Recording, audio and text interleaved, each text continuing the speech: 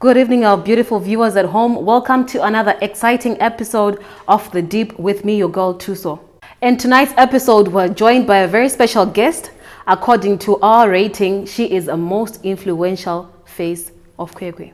She's the first female mayor of Kwekwe in the independent Zimbabwe, as well as currently the only female mayor in Zimbabwe.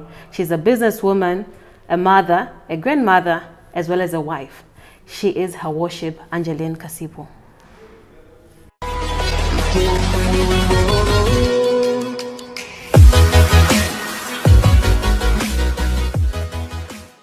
Okay, so Your Worship, before we start the show, we have a small clip that we want to show you today, and we hope it's for the best of the show. Well, thank you.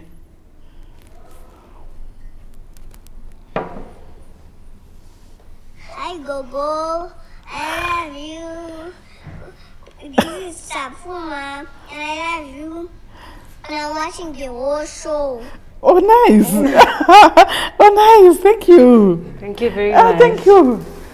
Thank you. This is just to show how many people are supporting this show and how many people are also supporting you. Thank you. Would like to welcome our viewers again for tuning into this show, whereby we are digging in with Mrs. A.Kasipo. So tell us, who is A.Kasipo? Stafuma's grandmother.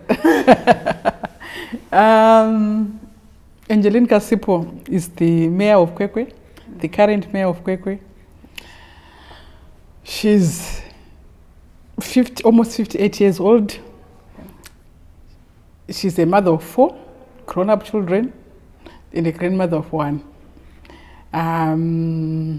She's a politician, she's a Christian, she's a business person, and she's a lot of things. Interesting. Take us back from where you did your education, growing up, how was it, and so forth. Okay. I was raised by my grandmother until the age of 10. My father was working in Harare.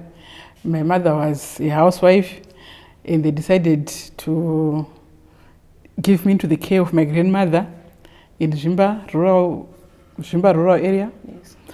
So I was there until the age of 10, and at the age of 9, when I started grade 4, I started in Harare. Okay. We lived in Highfields.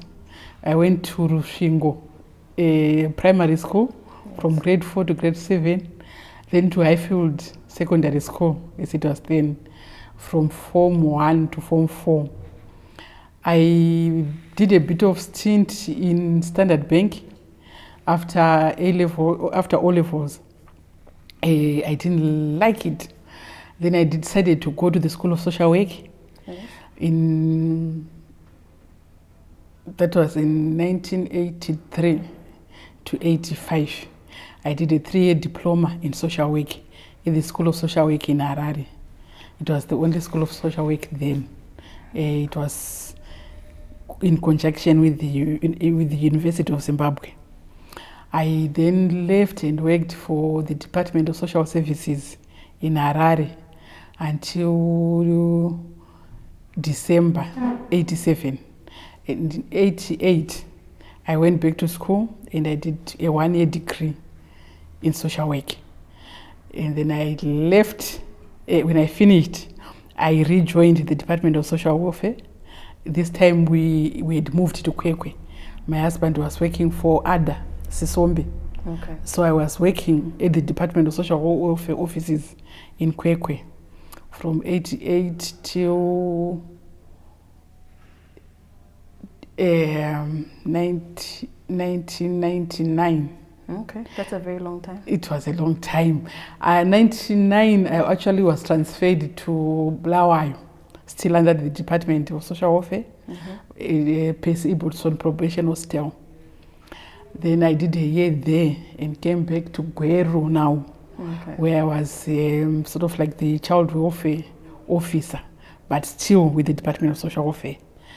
I left in 2001 when I went to the UK, and I worked as a social worker in the UK From then 2002 to about 2009 when I decided to come back at the end of 2009 years. You have this social work background, and how has it impacted your life to be the person that you are today? How has it molded you to be Angeline Kasipo today? Okay. I think it's a chicken and egg situation. I think I was always interested in social change, in helping other people to help themselves, like we say in social work. I was always interested in people and in sort of like affairs around me.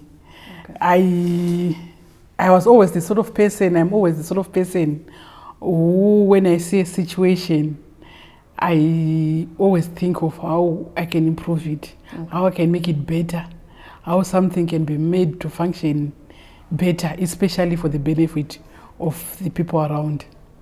So I was always really passionate about people growing up.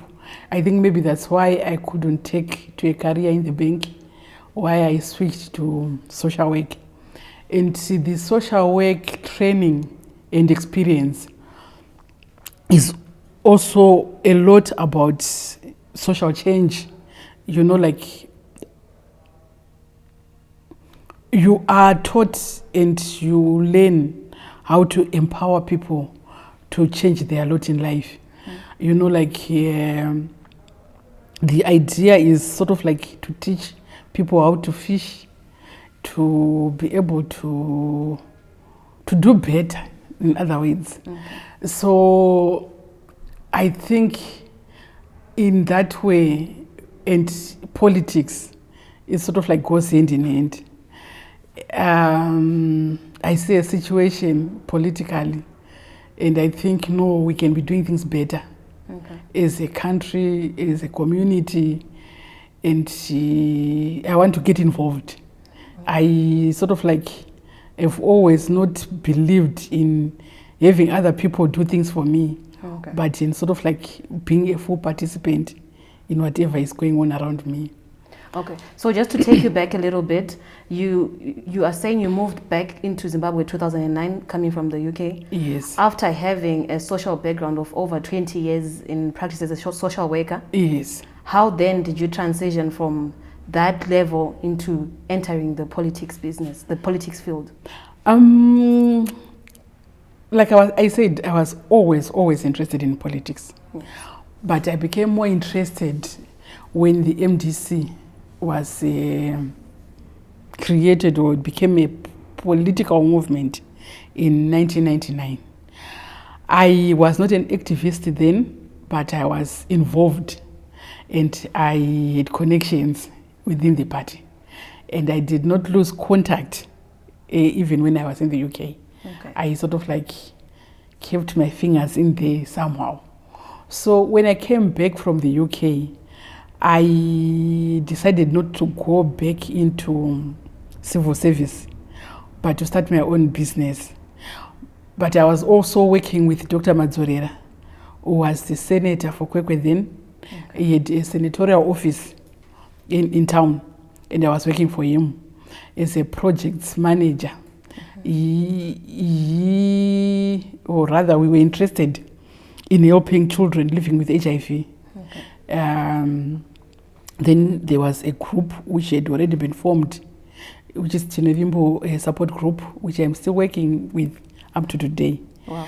We were working with those children to see how we can sort of like help them to make their lives better, to sort of like live their lives in as normal a way as possible, given that they are living with HIV. So this is what I was doing in his office.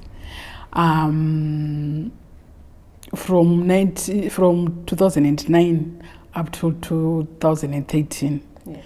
Then we continued working with the children even after he left.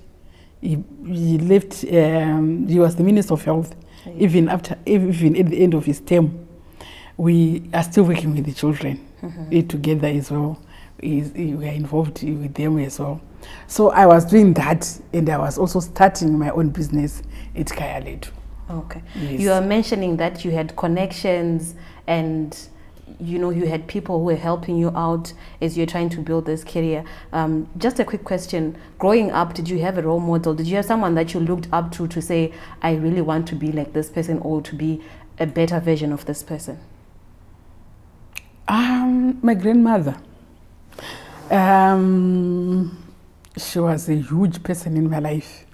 She was not formally educated, but she was very innovative. She was very industrious. She was a hard worker. She had a lot of integrity, a lot of honor. She sort of like kept her word. She made a promise. She carried it out, and I always looked up to her. As for politics, my father was a politician, and my father's family is sort of like really into politics as well. My uncle was an MP for Fungu Chundura at one time. Yes. Okay. Interesting. We're going to go for a short commercial break. Do join us after the break with Mrs. A.Kasipo.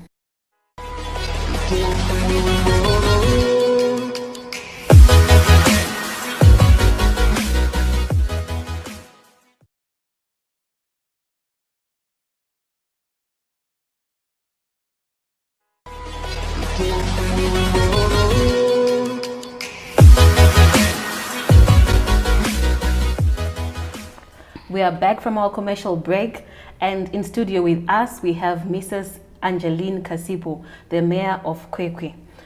Before the break, she was giving us a brief biography about herself, and we really are inspired by your story, ma'am. You mentioned about Kaya Letu. What is Kaya Letu? Okay. Kaya Letu started off as a garden center. I am interested in plants and flowers. When I came back from the UK, I decided I had this piece of land, and I decided, let me start my own garden center so I can husband some plants, use some for myself, and sell it to others. But because the land around is it's sort of large, I needed to cultivate some plants so that I could harvest some from there. The garden became very nice. Is Kaya Letu situated in Kwekwe? Yes, it's in Fichle. Okay. Yes. So now people who came to buy plants, when they saw the garden, they convinced me that it would do well as an events venue for weddings, parties, things like that. Okay. So we do that as well. Others were asking for tea. Like ladies, when they are shopping for plants, they want to sit down sometimes and have a cup of tea. So we constructed a tea house as well, which is now a restaurant and serves tea and other meals as well. And eventually we've also added a bar. We thought, why deal with only ladies? Why not ladies and gentlemen as well? So now there's a bar there, there's a restaurant, and we also have lodges. We still only have 6 rooms. Okay. So that's Kaya Letu. Okay. We are still expanding. And how is business considering the current pandemic? Business has been affected by the pandemic. It's not as good as we would want it to be, but we are not complaining given the situation is. All right. And any measures that you have taken to keep the place COVID safe or COVID free? Yes, we are sort of like following the WHO in the government regulations. Okay. As you get into Kaya Letu, there's a bucket of water there. You need to wash your hands. There's a security guard there with a thermometer and some hand sanitizers. We insist that everyone who comes in wears a mask to keep others safe. So we are following all the whole regulations. Interesting. You are a serious woman in business, I see. Okay, so tell us, you said you are the current mayor of Kwekwe. When did you get into office? In 2017, in 2018, July 2018. That's when you started your term as mayor. Yes. Okay, let's go to A.Kasipo in office. Okay. Did you think you would be the mayor when you were elected as councillor, considering that you were running up against very competitive candidates? We have Councillor Shadrack Tobaiwa, whom the press thought would be in the mayoral seat today.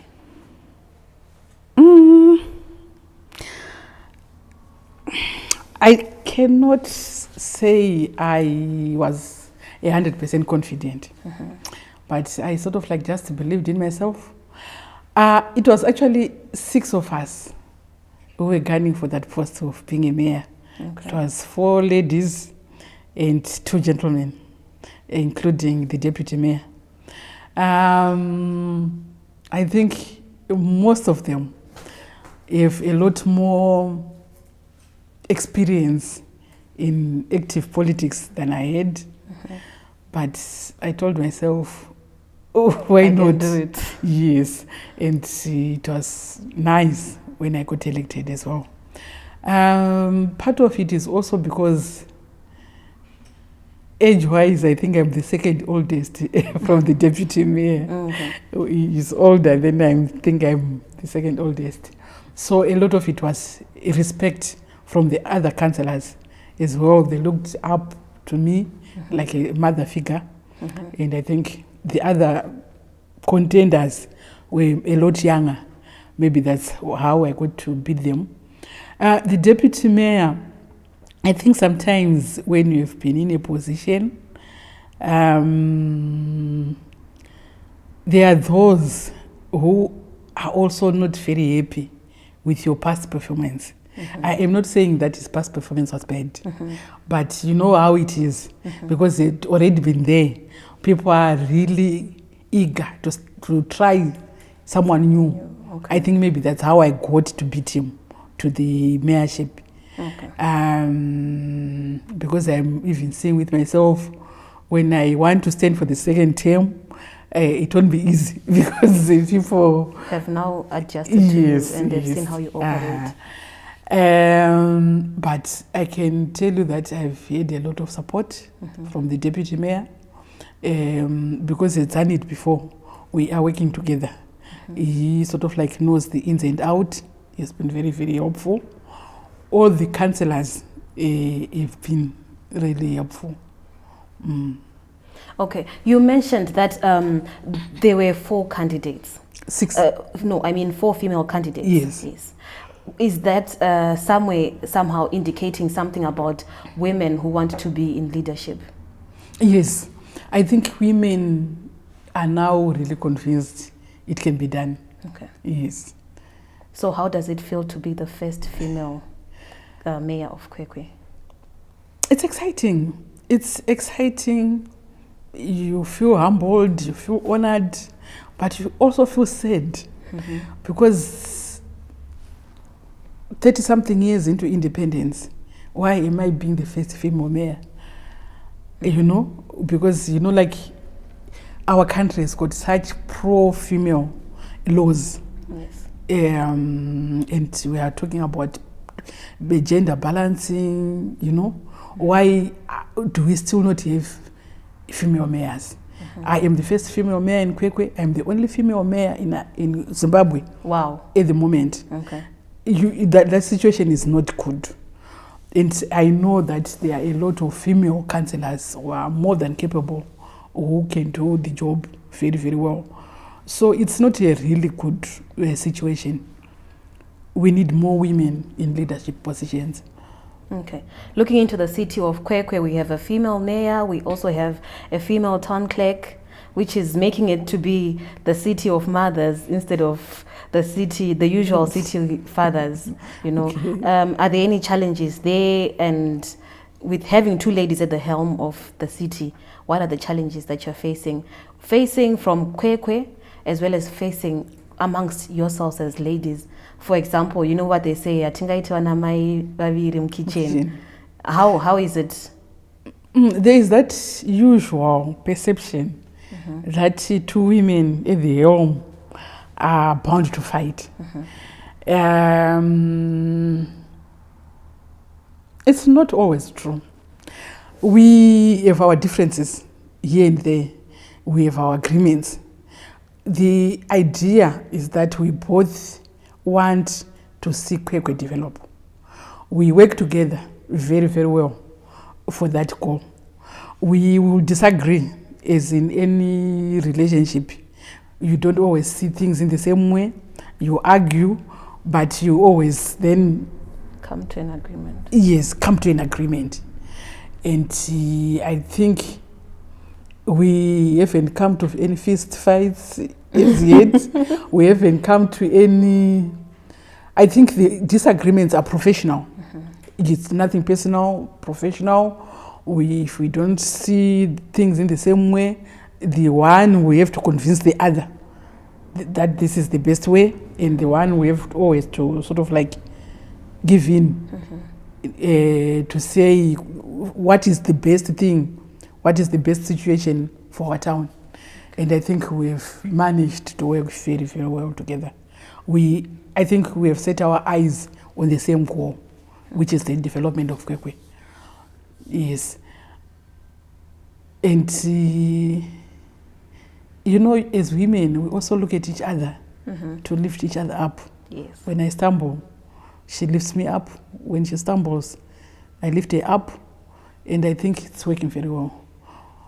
I actually think I'm working so much better with her than maybe if it had been a man, because like there are things which you can't sort of like discuss with male colleagues. There are times when you need other women to really understand what it is that you really need to achieve. I think a person of the same gender would understand more where you're coming from, and I think we understand each other very well.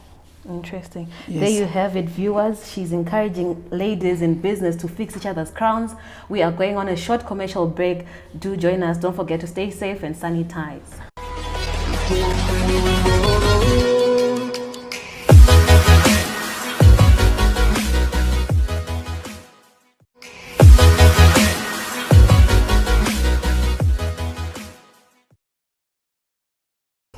Welcome back, and thank you for tuning in. Beginning of the show, you mentioned that you have one grandson, and Yes. he showed you how much he's supporting you. Yes. And you also mentioned about your 4 children. We're going to play a short clip that they have recorded for you. Congratulations on or should I say, Mayor Kasipo. We're so proud of everything that you've accomplished, everything that you are and that you're becoming. And yeah, I just wanted to say congratulations, all the best for your interview. We've always known that you are amazing, and now with this platform that you have, it's allowed other people to see it as well. So congratulations on Thank you. Yes. So these are the people that are rallying behind you. Yes. Do you have an idea who that is? Yes, my youngest daughter. Mutsawashe. Interesting. Even if Yes. she's to lose her sight, she'll still know the voice Yes. of her daughter. Okay. We are still interested in knowing more about your leadership. I mean, you have Kwekwe in your hands, you have Kwekwe at heart, and the people of Kwekwe want to know more about your office. So what advice can you give to the young women out there, the young girls in Kwekwe, those that are maybe studying, we could say social work, we could say those that are into politics, those are also who are studying journalism, even those that are in finance. What advice can you give them as they are growing up in this? The advice I can give to young ladies out there is that you can do it. If you set your heart and your mind on something, and if you believe in yourself, you can do anything you want to do. You can become anything you want to become. I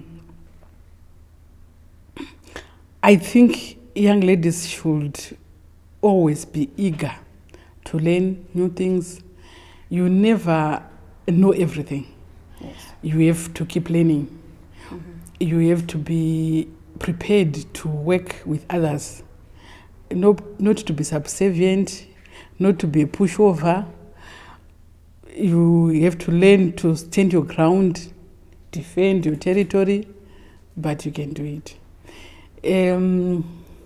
I've got 4 children, like I said, 3 girls and 1 boy. And I find the girls, I think they needed a lot more encouragement because it's a man's world. But, they're doing so well. And they just need, to learn that you can do anything under the events that you want to do. Yes. Okay. You mentioned about not being a sub-servant. In your acceptance speech when you became mayor, you promised that you'll be the servant of the people. How do you think you're faring in that regard? I think I am still a servant of the people. This is what civil service is all about. It's being a servant of the people. You want to acknowledge your responsibilities. You want to have integrity. You want to have honor.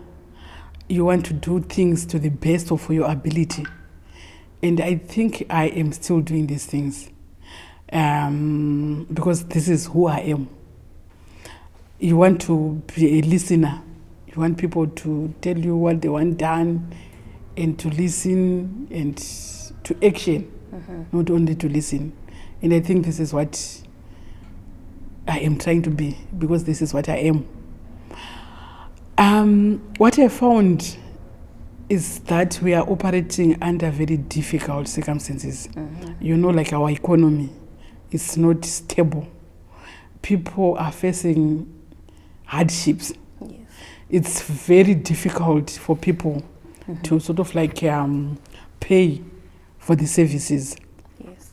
So people will argue about the quality, which is not as good as it should be, because the inflation is hitting us as hard as it is hitting every institution. They want to argue about why they should be paying as much as they are paying, and there are other people who are not able to pay their bills because the unemployment is very high, especially with the COVID-19 lockdown and regulations.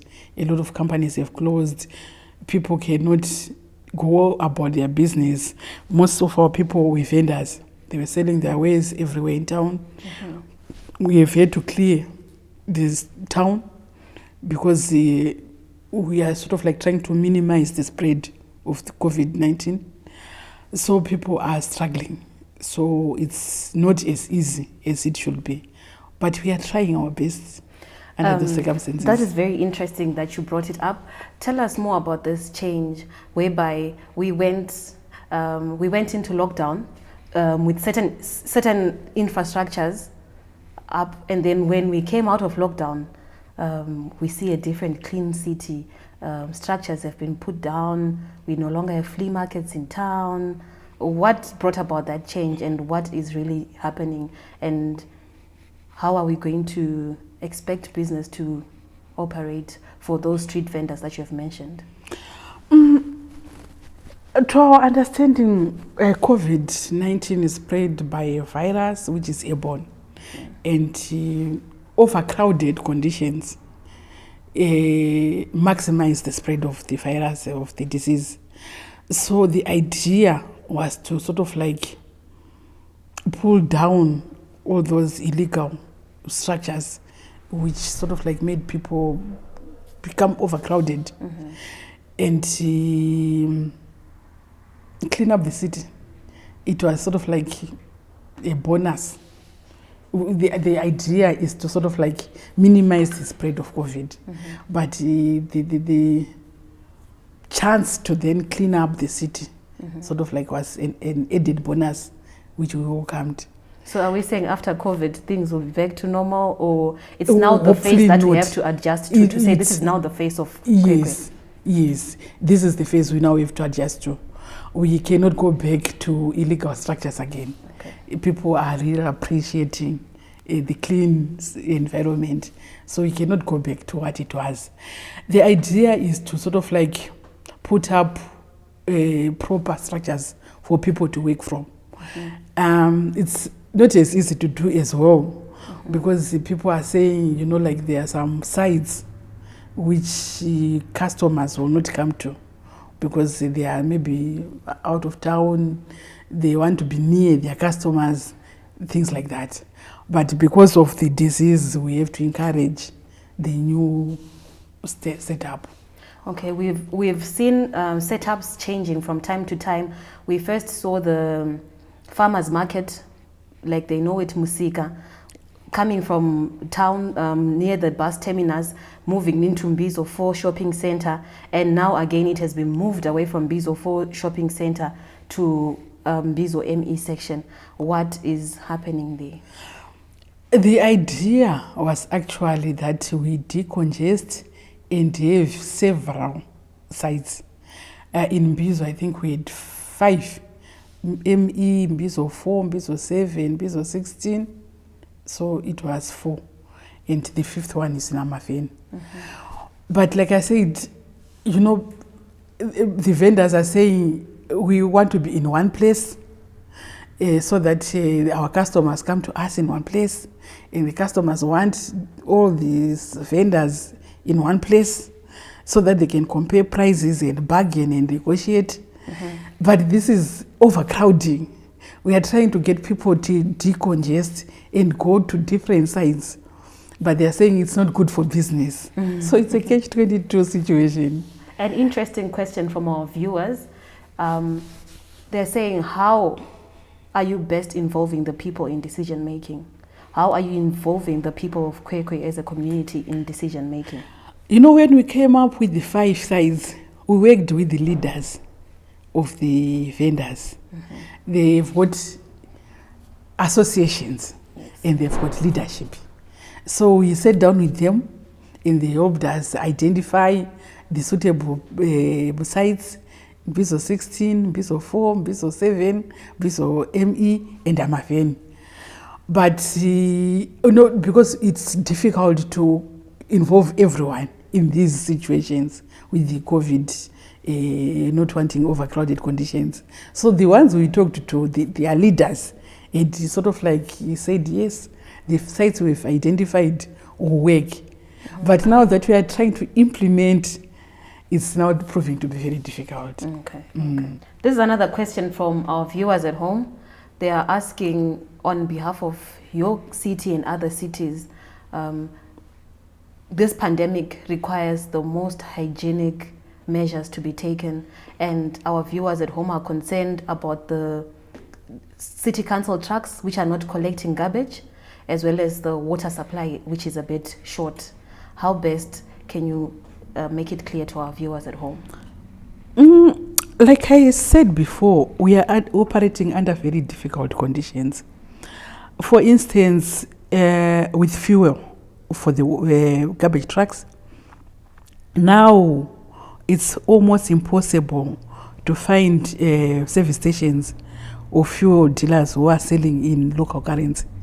They are almost all of them are asking for foreign currency, and we do not collect foreign currency. We only deal with the local currency. So it's very, very difficult for us to keep ourselves supplied with enough fuel to be able to, you know, like give an efficient service all the time. But on behalf of Kwekwe, I would like to say I think we are trying. We are, even if you have been to Mbizo, we have removed most of the illegal dump sites. We are sort of like cleaning up even in our residential areas. So it's not easy, but we are doing the best we can. Yes. And well, we can confirm by saying Kwekwe so far, according to our survey, as the team behind the show, we are seeing that Kwekwe is still under, well, reasonable water supply. What is the secret behind, and how are you managing to keep that water flow? As Kwekwe, we've been very lucky in our water supply situation. Our dam is very good. It rarely ever goes dry. So we've got a very good water supply system. We also have the second largest water treatment plant, second largest from Morton Jeffrey in Harare. Okay. Yet we are so much smaller. So we are able to treat all the water we need for ourselves and for Red Cliff as well. The challenge comes with like the water chemicals. Yes. They are very expensive. And Sesa is also very expensive. But we try. We sort of like then pull all the resources we can towards the supply of water, because we realize that, like water is life. So we put as much of our resources there as possible. Yes, it's unfortunate that other things or our other service delivery areas will suffer because almost all our resources are now concentrated on water. But this is what we do, yes. Okay. And then going on the Go Green campaign, we see there's a lot of lawn going on in town. Lawns are being erected in town. What is behind that motive? Is it because of your love for nature, or is it something that you feel has been ignored for too long? It's something we feel it has been ignored for too long.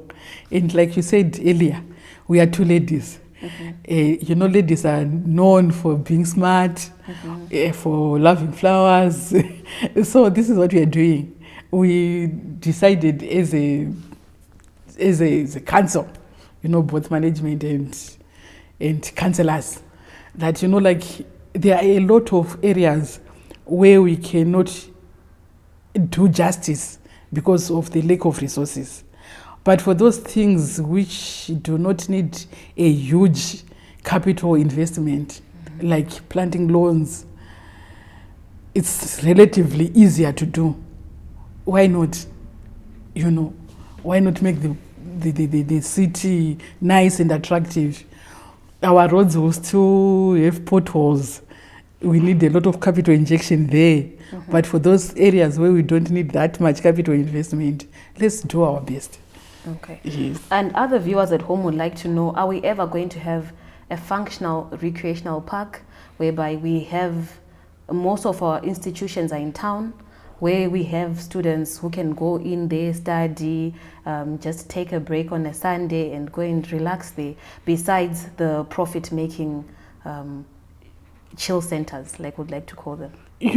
When things were tough, the choice was between maybe leasing such facilities out to people who can manage them, or letting them sort of like just deteriorate.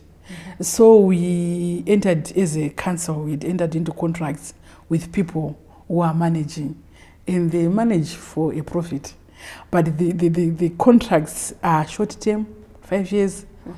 And now, as a council, we think we are in a situation where we can manage some of our own facilities.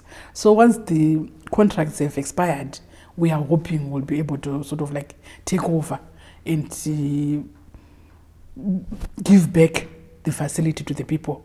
But we want to thank those who had listed the places of us, because otherwise they would have deteriorated and just get run down. They've done a really good job of keeping them in a very good shape. Interesting. We could spend the whole night on your mayoral issues. Do join us after the break as we continue with Angeline Kasipo.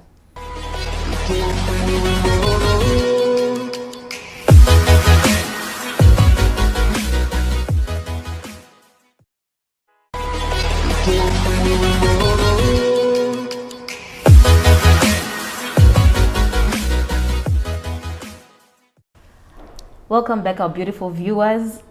In studio, we still have Mrs. Angeline Kasipo, the Mayor of Kwekwe.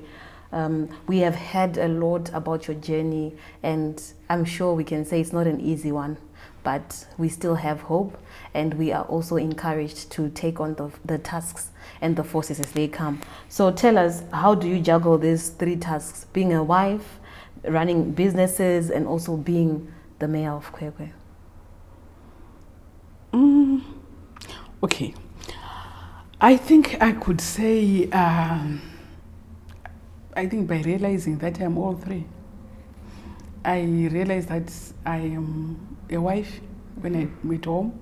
At home, I'm not the mayor, I'm a wife, and I'm a mother, and I'm a grandmother. So I made a decision earlier on in my life, because I've always worked. Ever since I was married, I've always worked. So when I'm at home, I sort of leave work behind in the office, and I become a wife and mother when I'm at home. I do the same when I'm at the council. I'm the mayor, but I find with being a mayor, you need to be the mayor even outside office. I am also the mayor. I manage. Yes, I'm also a very strong Christian. I really have got very strong faith. I live by my faith, and I find it guides me in everything I do. My Christianity guides me in my day-to-day living. I weigh it and I take it with me, and I try to live by my Christian values, whether I'm at the civic center, whether I'm at home, whether I'm at Kayaletu. I live by my Christianity. Yes. Okay, before we come to the end of the show, let us just have a few fun facts about Mrs. Kasipo. Tell us, what is your favorite food? Sadza. Sadza and? Sadza, yam and veg. Your favorite resort, holiday resort in Zimbabwe? In Zimbabwe, Fake Falls. Your favorite Zimbabwean musician or artist? Shakata. Leonard Shakata. Okay, that is enough. For those that would like to host her, then you would have to cook sadza for her, and she'll be there to grace you. What do you have to say to the people of Kwekwe as we conclude the show? What I want to say to everyone is that this is our town. This is our home. We are in it together. So when I went into office, I promised that I am there to listen. I am there to discuss with anyone who has any ideas on how we can make our Kwekwe great. And this promise still holds. Let's work on Kwekwe together. Yes. Let's try. I know things are hard.